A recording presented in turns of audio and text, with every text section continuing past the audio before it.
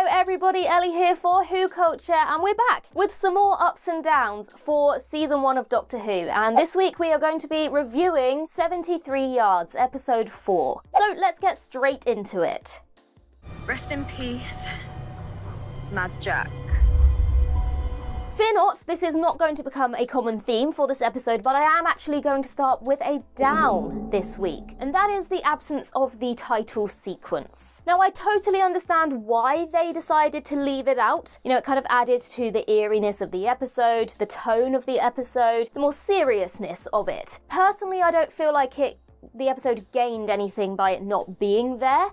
If anything, as a long-term Doctor Who fan who doesn't really like change, I was kind of put out of place a little bit that it was missing. And the thing is, I think what they should have done instead is just changed it slightly. Not really a great example because this didn't really work, but the idea that in Series 7A they altered the title sequence to kind of fit the tone of the episode each week. Now, as I said, that didn't really work out so well, but the idea of it is solid, and I think that's what they should have done. Even for The Devil's Chord, they altered the title sequence slightly by adding the piano music. It's not like they haven't done it in this season already, and I feel like that would have been the better solution than removing it altogether. And I kind of knew it was going to be absent right from the very beginning because the title of the episode popped up on screen, which never happens in Doctor Who. It always pops up at the end of the title sequence. So as soon as I saw the title come up and I saw the names of the actors start appearing on screen, I was like, I don't think we're going to get a title sequence here. Yeah, I don't think I liked that. What was nice to see, though, is the TARDIS materialising in that standard, recognisable way now. I think we mentioned in Space Babies it kind of crashed into shot, and we were a little bit concerned that they'd changed the way that the TARDIS landed. But it's nice to see that it's come back to that typical TARDIS materialisation, so that's good. Ncuti's costume. The Doctor's costume in this episode. Down. To begin with, I was really intrigued and excited that the Doctor was going to have these different outfits. But what I'm kind of feeling like at the moment is there's nothing defining the Doctor. The Doctor's never usually been a character that cares that much about fashion and what they're wearing. And I don't necessarily feel as though the Doctor should change that much in regards to suddenly they're a fashionista. You know, and every now and again it's really good, you know, fitting in with a time period. I like it when they change for that. Or if there's a certain situation that requires it, like the orange spacesuit. Let's turn into Sean Connery. I don't know how I feel now that I'm seeing it about the Doctor constantly changing clothes. You want the Doctor to stand out as this icon, not like he's just stepped out of Top Man, you know? If you think of all the other Doctors, there's something about their look that's iconic. You know, you think of 11, bow ties, easy. You think of 10, you've got that kind of silhouette with the long brown coat. You know, even Peter Davison, you know, you've got the cricket garb. At the moment, there's nothing that comes to my head that goes, that's 15, because every outfit is different. And this particular one just was that step too far where I felt like it was more like that's something Ncuti Gatwa would wear, as opposed to that's the Doctor. But anyway, let's move on to some ups. So, just a little up here. We all know my favourite character is River Song, so the moment the Doctor says spoilers, that's an up for me. Lots of people said that I shouldn't have revoked my River Song down last week, so I'm going to make up for that by giving an up to the word spoilers here. And then on to a more serious up. The whole sequence where the Doctor first disappears and Ruby's very confused and kind of wandering around. First of all, the shot where the Doctor does disappear, it's one of those typical old-time kind of tricks. There's nothing really complicated being done here. It's clear the camera pans, and as soon as Ncuti is out of shot, he literally runs behind the camera so that when the camera pans back, he's not there anymore. Sometimes I think simple is better. You know, we've got all these high-tech things. You know, last week's episode had the volume being used, these giant LED screens. Sometimes the oldest tricks work the best, and I think this particular moment worked really well, just with that kind of slow pan of the Doctor disappearing and the camera revealing that. Which I guess brings us to, I think I'm going to give an up and a down. Millie Gibson's performance in this episode is really wonderful, and she carries the episode. You know, sometimes Doctor Light stories don't work, and I think I was very invested in Ruby as a character. I think she definitely proved herself in this episode. I did mention in last week's Ups and Downs that I feel like we're starting to see a bit more growth in Ruby, and I'm starting to be a bit more invested in her as a character as opposed to the mysteries of her character. Having said that, this is where myself and Danny kind of differed in opinion, because he said that he never once really thought, oh, I wish Ncuti were here.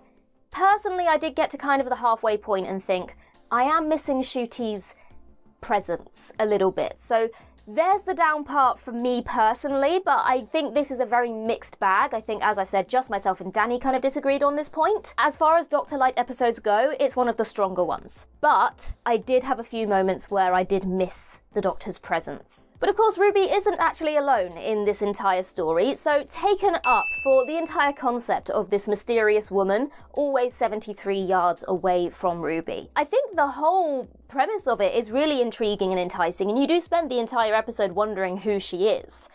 I think some of the explanations for her are also really clever. The idea that there's a perception filter surrounding her, so people kind of, she's not invisible, but she's kind of unnoticeable. I think that was very clever because, yes, why does no one notice that there's this random woman constantly following Ruby around? So that, I think, was really, really good. Also, I really appreciated the explanation that she always looked blurry, even if you took a photo and zoomed in, and that she always looked how you would imagine someone would look from 73 yards away with 20/20 vision, because I genuinely thought it was starting to bug me because I couldn't make out her face, and I thought it was just my bad eyesight. If you don't know, I do wear glasses, don't currently have them on, can't actually see very well, and I thought, I just have bad eyes because I cannot make her out. Turns out that was the point, and I thumbs up to that. That was actually really clever. So then Ruby is walking, and you know what they've done really, really well? They've made me read into snow, because as soon as I saw the snow, I thought, oh, something's happening here, and then it turned out, I think, it was actually just snowing, but snow has such a meaning now that I was like, is it just snowing because they're in Wales, or has Ruby made this happen because she's scared? Still up for debate, who knows, maybe she did make it snow. But, take another up, who does she meet on her travels?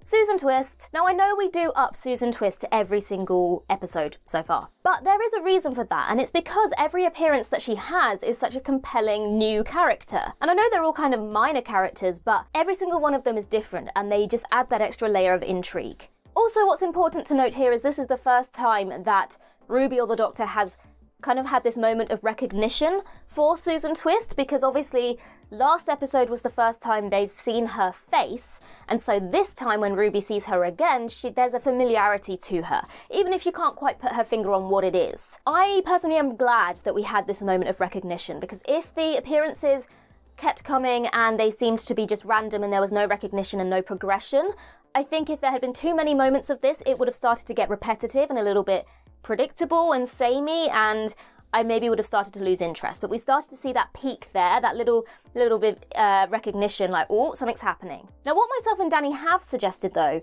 with regards especially to this interaction, is we've all assumed that there's some kind of sinister reasoning or happenings going on here to do with Susan Twist. Now, after we've seen this encounter, we're wondering if actually it's as sinister as we thought, or maybe this character ends up accidentally kind of splintering herself throughout time. And each version that we're seeing actually is completely innocent and is not aware of their significance. I don't know, there was something about this interaction that definitely suggested to me that maybe we're reading into this character wrong. But then if you look at the version of the character in Boom, that seemed more sinister. So basically we still have no answers as to who Susan Twist is, just more questions. So then Ruby goes into a pub. Take another up. So this whole section of the episode gets quite dark. We have conversations revolving around folk horror, horror myths, you know, the Mad Jack, witchcraft, the whole concept of Welsh castles being English torture chambers. It's very, very dark and sinister. Personally, I think that's when Doctor Who's at its best. I don't want to be treated with kid gloves. Now, I know that originally it started out being for children or a family show. That doesn't mean you can't dip your toes into the more scary elements, and I definitely think that's when it's better, especially after the kind of sillier tones of the first 2 episodes of the season. Doctor Who is at its best when it has those kind of mature topics and subject matters.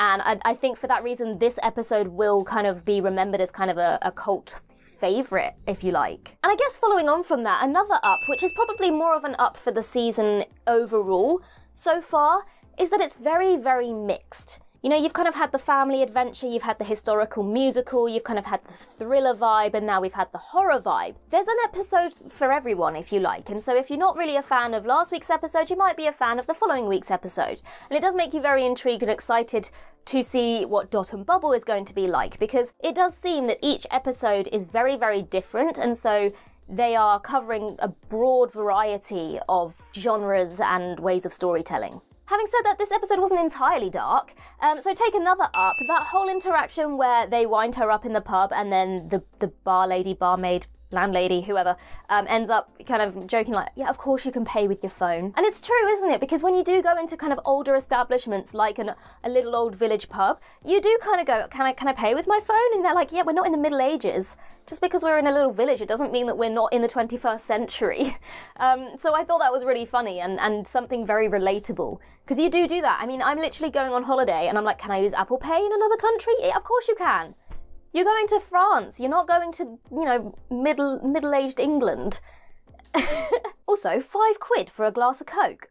If I could down that and not get comments saying, you can't down that, I would. I would down that. £5 for a glass of Coke. Are you mad? So continuing with this scene, though, have another up. I really enjoyed the whole sequence in the pub, the whole kind of winding Ruby up, scaring her, making jokes. I thought the whole sequence was really good, and I actually got major Torchwood vibes from it. Now, I don't know if it was the kind of Welshness of it, I don't know whether it was the kind of little Welsh village element of it, or the casting of Maxine Evans, who appeared in one of the scariest episodes of Torchwood ever made, Countryside, and I was getting Countryside vibes from this whole sequence, and I don't know whether that was more to do with Maxine Evans or just the whole kind of creepiness, spookiness of the sequence, but I really, really loved those Torchwood vibes of it.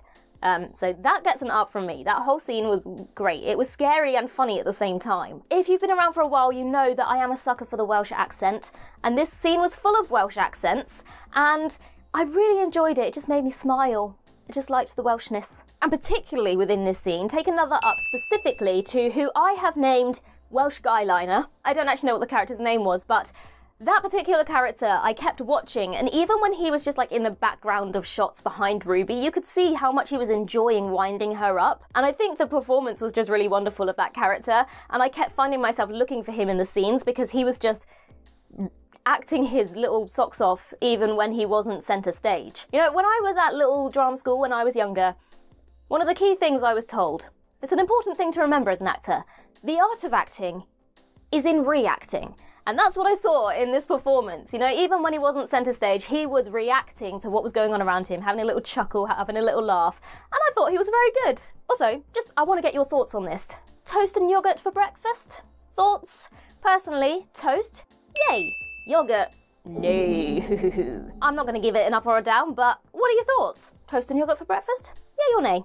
Anyway, back to a more serious tone. Take another up for the various setups of this mysterious woman standing 73 yards away. There were moments that just looked really great. I mean, particularly I think when Ruby was on the train and she appeared in that street, and then later on you had quick cuts from her being in the street to kind of a field of bushes, and those quick cuts from her in different locations I think were really, really clever. It could have got quite repetitive having just this woman appear, but I think they were really clever in the way that they mixed it up with how they showed her, and it added to the mystery of who the hell she was. Even just the shots of her outside the window in the rain from the pub, it just added this level of mystery. And as I said earlier, the idea that you can't quite make her out, I think that just added an extra layer of tension to the whole situation. And so Ruby does go home and take another up. Cherry Sunday is always winning life, you know? She just comes out with the best lines. She literally says, I told her that man was no good with his box of magic tricks. She literally has like 1 or 2 lines per episode, and every single line she has is a banger. I also love that Carla is, you know, proper mum mode. Typical mum situation, she's got a solution. I mean, it didn't work, but it's just that vibe, isn't it? It's like, well, look, I've got a logical solution to your problem. Just phone me. Talk to me on the phone. Like I said, it didn't work, but yay for mum logic. Also, it does seem like Carla and Cherry have some negative views towards the Doctor, although can you really blame them? Because that's twice now that he has completely destroyed their flat. So, I'd probably be a little bit annoyed as well. Now, also in this scene, I'm not going to up it or down it, because it kind of was a bit of nothingness, but we did see Mrs. Flood. Now, obviously, that massive cliffhanger that we had at the end of The Church on Ruby Road suggested that she was going to be this really important character, and this is the first time we've actually seen her since that Christmas special. She kind of said 2 lines and then disappeared. I am under the impression that the Mrs. Flood mystery is going to be more of a slow burn, and so I'm wondering if we're not going to see much more of her until much later on, maybe not even until season 2. But it also makes me think, is she as important as everyone has thought that she might be? Or is this going to be another one of those situations where she broke the fourth wall to just kind of get our heads thinking about all these possibilities and actually isn't going to be that important? Personally, I think she is going to be important. But at the moment, I was a little bit underwhelmed by her very brief appearance in this scene. So obviously Carla does try to fix the problem and it doesn't work, and she skedaddles. Taken up for the whole sequence of Carla leaving, Ruby chasing her, Kate also doing the same thing. It just highlights this idea of people abandoning Ruby her entire life. And what a kicker. I mean, I literally just wrote the word ouch when Ruby says to Carla, "I'm your daughter," or something to that effect, and she goes, "Except you're not, are you? Even your real mum didn't want you." Ouch! That was heartbreaking. I felt so sorry for Ruby there. And then it started snowing. I definitely feel like the snow is connected to Ruby's emotions. Is that an obvious thing? Have I just said something really obvious? Maybe. I don't know. But it started snowing when Carla said something really hurtful to Ruby. Take another up, Kate Stewart. I love the character of Kate Stewart. I wish we saw more of her. I'm really glad to have seen her in this episode.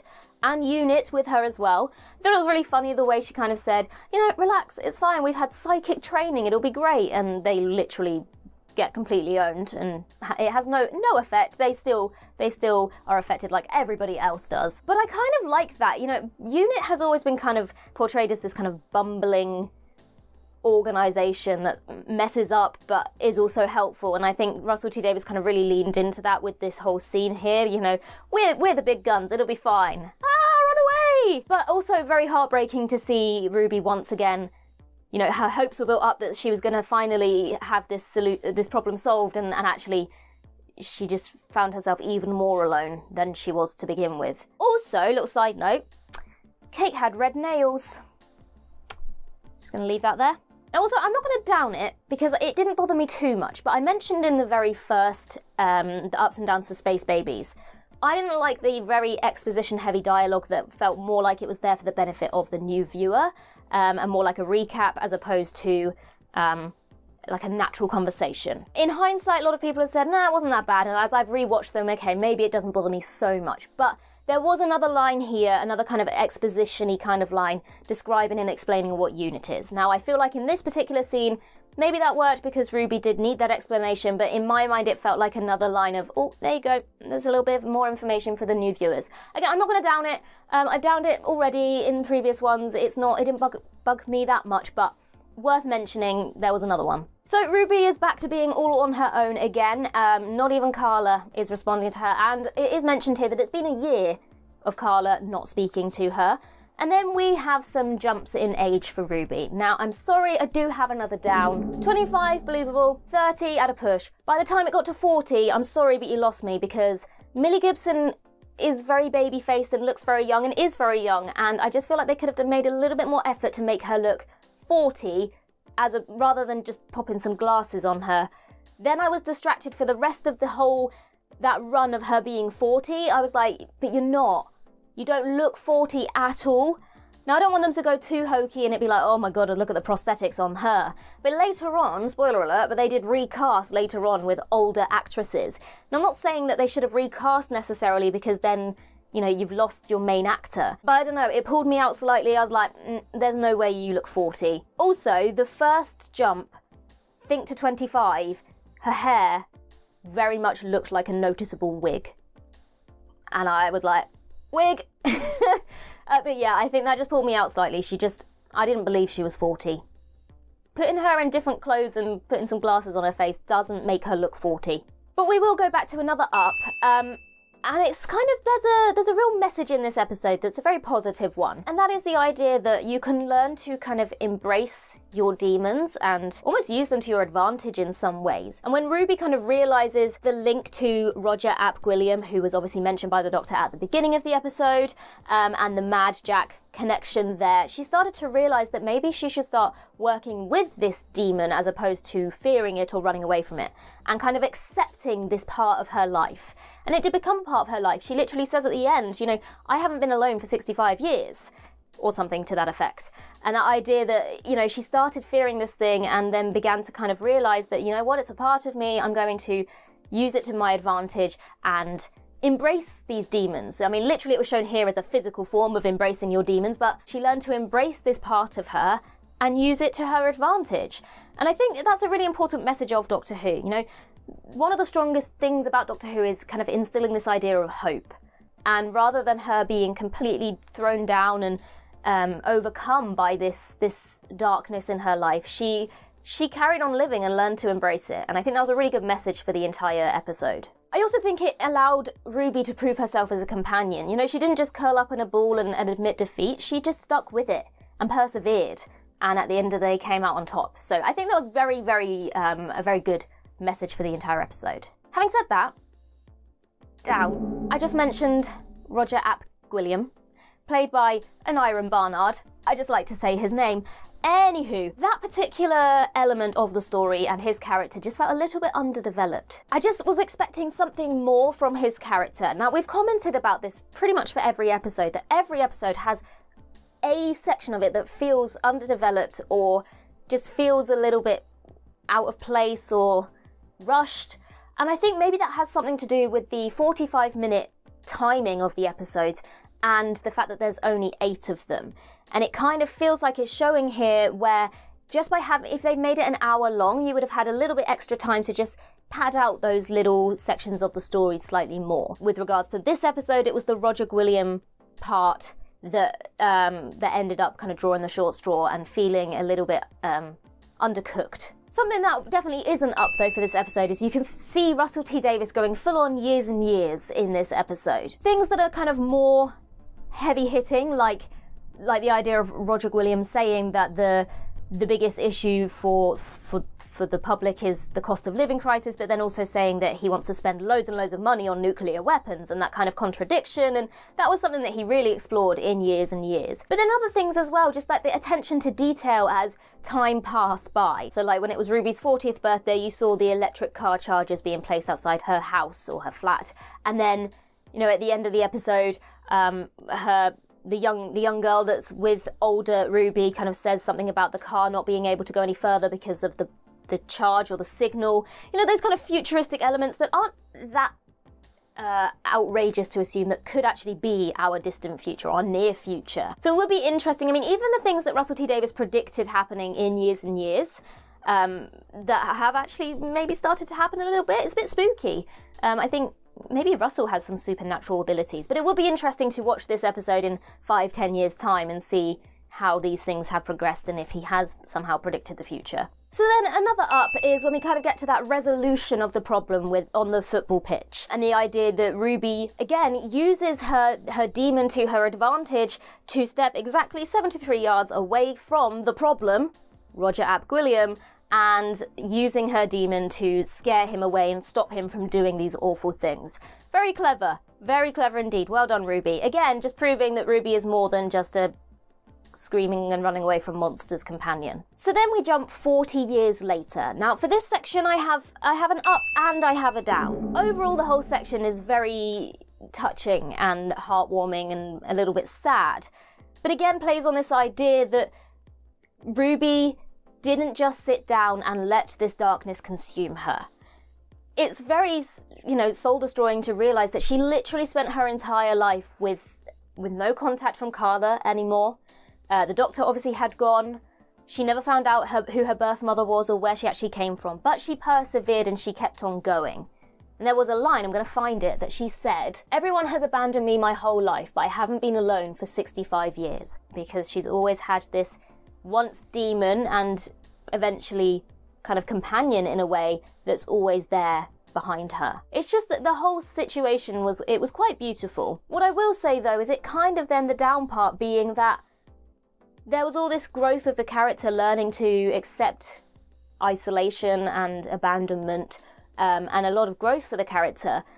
But by the end, when everything's kind of fixed, she doesn't remember any of that. So it kind of felt a little bit like all that hard work and it's all forgotten. And so what was the point? You know, she's learned this lesson about herself, but she's not going to remember it because it all kind of went in full circle and we're now going back to the character before any of this happened. And also I think it would have been, you know, just slightly more hard-hitting if we as an audience had spent more time with Ruby as a character. If we'd seen her and the Doctor spend more time together. It kind of felt like at this point it was a bit too early to be showing us this kind of tragic thing for this character, because we hadn't fully connected to her yet. You know, if you think about Turn Left, you really felt for Donna because you'd spent a really long time connecting to the character by that point. Whereas again, I guess this comes with the 8 episode count instead of 10 or more. It came, you know, halfway through, but it still feels very early in their journey. And so I think if we'd spent more time with the character and felt more connected to the character, it probably would have hit us even harder than it did. Take another up. The whole sequence where you have very old Ruby in the hospital bed and you have the mysterious woman appearing and the lights flickering. That was spooky. That was quite scary, especially if you watched it in the dark. I don't know when people decided to watch it, but if you watched it at midnight and it was dark and you were in the... That was spooky. I think that will be remembered as a very chilling moment in Doctor Who, and probably makes this an episode that people might choose to put on at Halloween, because that was very spooky and scary. Having said that, down. I just did kind of finish the episode and was slightly confused. I feel like the rules were a little bit confusing and broken at times, and I did end the episode and go, hang on, what happened? So I kind of questioned, so right, the woman was Ruby, right? Well, if that's the case, why was she telling everyone to leave her alone? Why was she, especially her own mother, why was she making everyone abandon her? What was the point in that? And what was she saying to them to make them run away? I kind of ended the episode with a lot of questions that I didn't feel like I didn't need the answer to. I still felt like I wanted the answers to these questions. And there's other questions, you know, like who built the cotton circle thing, and did Breaking It summon old Ruby? And then I guess now that young Ruby kind of wards off old Ruby, who then stops Gwilliam in the future? Are we going to revisit that? Is that part of the problem now? She's kind of stopped it from happening, kind of fixed this weird paradox, and now is Gwilliam still going to be the future? I'm sure there are answers to some of these questions. Maybe it's one of those episodes I need to re-watch to get more of an understanding of certain situations. And if there are explanations, please do let me know in the comments. I'm not trying to be dumb. Maybe there is a really glaringly obvious answer here that I totally missed. By all means, please do let me know. I think it was a very strong episode. I don't know if I would put it above Boom. I still think Boom maybe takes the top spot for me at this point, but it was definitely a strong episode. The only thing that does make me kind of slightly concerned maybe, or question, is this going to be an episode a bit like Wild Blue Yonder, that requires me to watch it a few times to fully understand it? And then I guess that then begs the question of, is that a good thing? You know, I don't want an episode to be really simple. I mean, arguably Space Babies was a little bit too sanitized and silly for my liking. But at the same time, do I want an episode that's so complicated and confusing that I need to re-watch it multiple times to understand what I just watched? Maybe there's an argument that you need something in the middle, maybe a bit more like Boom. But overall, I very much enjoyed the episode. It's certainly going towards the top end of my ranking, but stay tuned for that. But yes, I think it was a very good study on the character of Ruby, perhaps needed in as much as I needed a little bit more kind of a push towards respecting the character, which started to happen in Boom, but definitely started to happen more so after this episode. So that's great. And I'm very intrigued to see what Dot and Bubble is going to be like. That one looks very kind of Black Mirror-esque, doesn't it? In the meantime, I've been Ellie for WhoCulture, and in the words of River Song herself, goodbye, sweeties.